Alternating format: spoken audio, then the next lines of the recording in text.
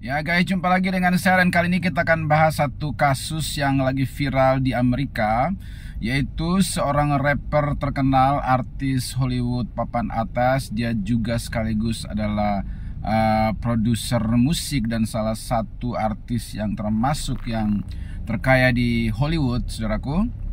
Dia ditangkap oleh polisi beberapa waktu lalu ya dengan tuduhan atau dakwaan melakukan kekerasan seksual, perdagangan seks, kasus narkoba, dan juga melakukan pesta-pesta seks yang liar yang disebut dengan freak of party, ya.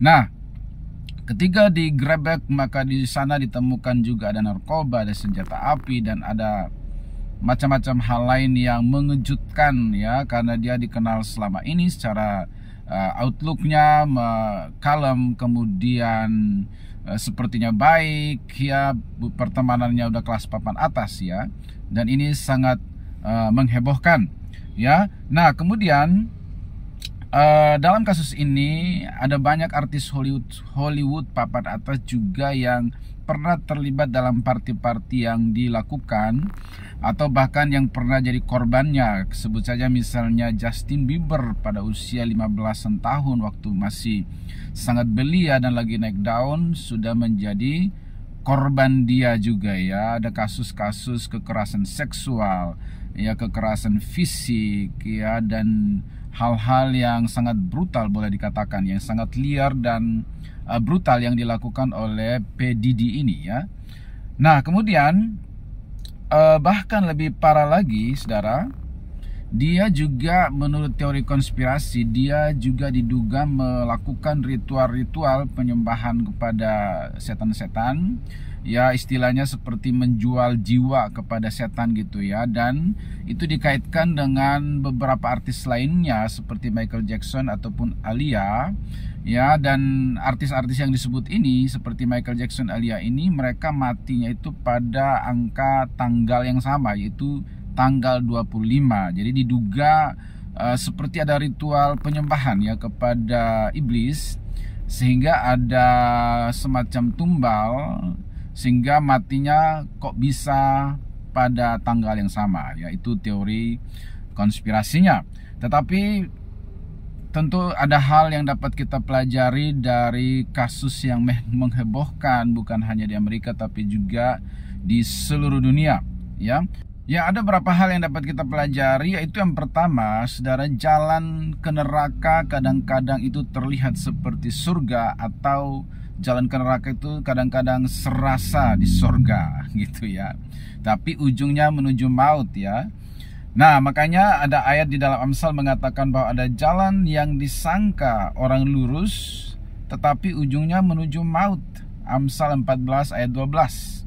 Ya, jalan ke neraka serasa ke surga atau serasa lagi di surga, padahal ujungnya adalah kebinasaan. Sebaliknya, jalan ke surga itu kadang-kadang serasa bak di neraka, ada tantangan, ada challenge, ada pergumulan, ada ujian, ya, dan banyak sebagainya, tetapi ujungnya adalah kehidupan yang kekal. Makanya di dalam Matius pasal 7 ayat 13 sampai 14, Yesus memperingatkan bahwa di dunia ini ada dua jalan, ada jalan yang lebar tetapi ujungnya maut, dan ada jalan yang sempit, ya, tetapi ujungnya menuju kehidupan. Ya, nah, jalan ke neraka atau menuju kebinasaan itu digambarkan jalannya lebar, boleh bawa apa saja, boleh bawa alkohol, boleh bawa narkoba, boleh bawa selingkuhan, boleh bawa uang korupsi dan lain sebagainya, karena jalannya lebar, ya, lengang, ya, lebar sekali gitu, dan dikatakan banyak orang memilih jalan itu dan berjalan menuju ke sana. Ya, tetapi mereka sedang beramai-ramai membawa apa saja mereka bawa, tetapi ujungnya adalah api yang kekal, kematian kedua, kebinasaan yang kekal di dalam dapur api dan kertak gigi yang disebut dengan neraka. Ya, sedangkan jalan ke surga itu digambarkan, dikatakan sempit. Dan sedikit orang yang mau ke sana. Karena harus banyak yang ditinggalkan. Meninggalkan alkohol, meninggalkan narkoba, meninggalkan selingkuhan, meninggalkan uang korupsi, meninggalkan kenikmatan dunia ini. Hanya bawa faith. Faith alone. Hanya bawa iman saja. Bawa hati doang. Dan sedikit orang yang memilih itu, padahal itulah jalan menuju kehidupan yang kekal, surga yang abadi. Di sana Tuhan sudah sediakan rumah bagi kita. Dikatakan bahwa tempat yang sangat indah dan mulia, yang sangat dirindukan oleh orang-orang percaya. Dan dikatakan semua material di sana terbuat dari batu-batu permata, dari emas dan benda-benda mulia lainnya. Betapa bahagianya hidup di sana tanpa air mata, tanpa penderitaan. Tuhan menjadikan segala sesuatunya baru. Nah, tapi jalan menuju ke sana harus banyak yang dilepaskan dan ditinggalkan. Ya, tercatat dalam Matius pasal 7 ayat 13 sampai 14 dikatakan, "Masuklah melalui pintu yang sesak itu." Pintu yang sempit itu. Karena lebarlah pintu dan luaslah jalan yang menuju kepada kebinasaan. Dan banyak orang yang masuk melaluinya, karena sesaklah pintu dan sempitlah jalan menuju kepada kehidupan, dan sedikit orang yang mendapatinya. Ya, jadi jalan, sekali lagi, jalan ke neraka serasa di sorga, bak di sorga awalnya. Sebaliknya jalan ke surga kadang-kadang bak neraka atau penuh dengan tantangan, tapi ujungnya kehidupan. Pilih yang mana? Ya, ingat lagu sekolah minggu. Di dunia ini ada dua jalan, lebar dan sempit. Mana kau pilih? Ya, pilih yang mana? Pilih yang lebar silahkan, boleh bawa apa saja tapi ujungnya api. Pilih yang sempit, nggak bawa apa-apa, hanya bawa hati, tapi ujungnya kehidupan. Kemudian di dalam Pengkhotbah pasal 11 ya ayat 9 dan 10 ya, di situ dikatakan bahwa bersukarialah hai pemuda dalam kemudaanmu. Biarlah hatimu bersuka pada masa mudamu, dan turutilah keinginan hatimu dan pandangan matamu. Tetapi ketahuilah bahwa karena segala hal itu Allah akan membawa engkau ke pengadilan. Buanglah kesedihan dari hatimu, dan jauhkanlah penderitaan dari tubuhmu, karena kemudaan dan fajar hidup adalah kesia-siaan. Jadi anak muda, orang muda, artis-artis muda dinasihati oleh firman Tuhan.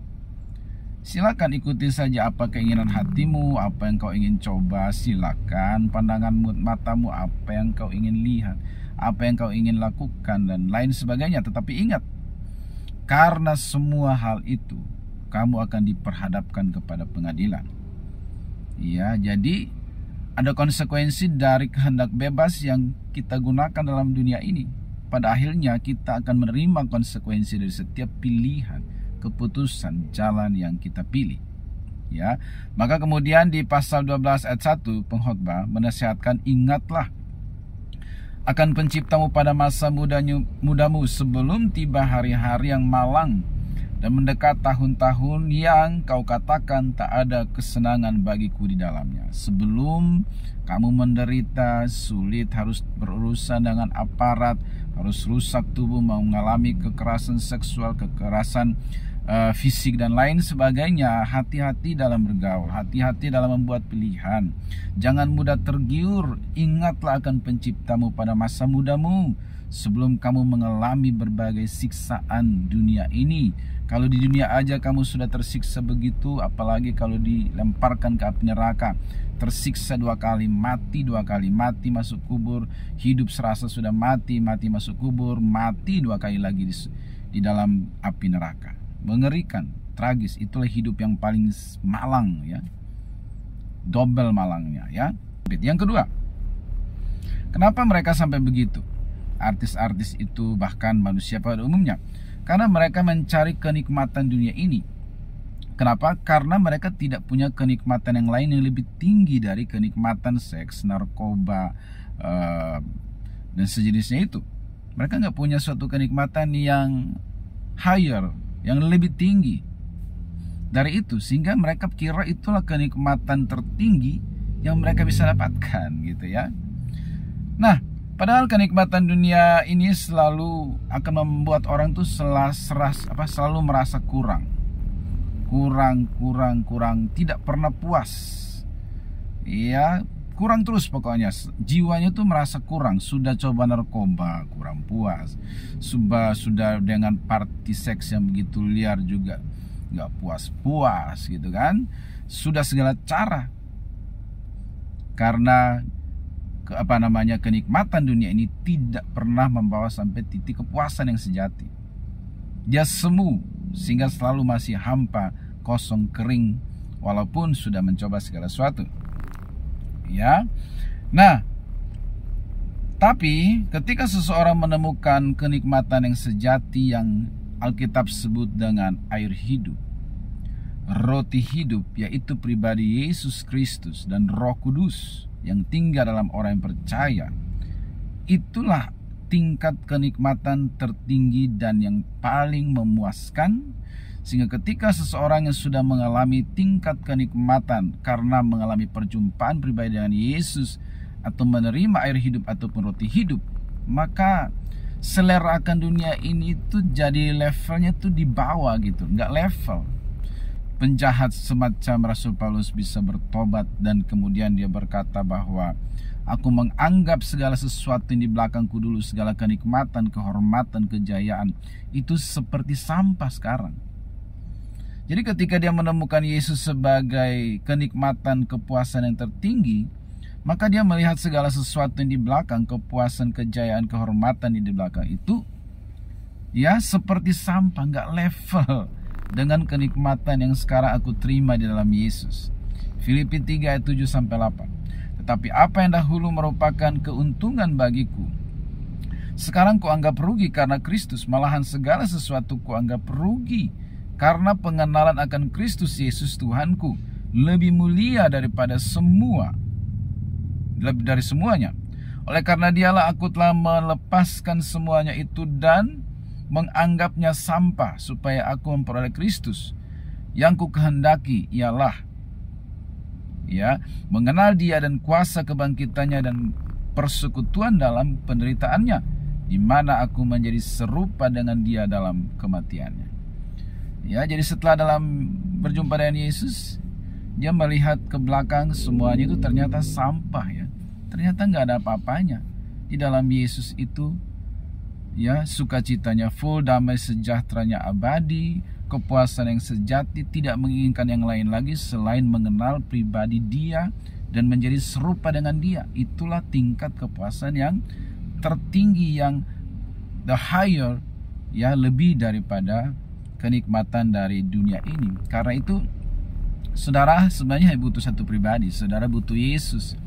Artis-artis Hollywood atau artis-artis Indonesia, ingat, saudara butuh satu pribadi namanya Yesus. Itulah yang akan memuaskan jiwamu, memuaskan dahagamu, sehingga kamu akan menemukan tingkat level kenikmatan tertinggi, sehingga kamu tidak akan selera lagi dengan kenikmatan-kenikmatan KW yang ada di dunia ini yang ditawarkan oleh narkoba, seks, atau jabatan dan uang dan lain sebagainya. Karena Yesus menjadi puncak kenikmatan yang tertinggi, Makanya kalau kita sudah punya Yesus, dia lebih dari cukup. He is more than enough for us. Dia lebih dari cukup.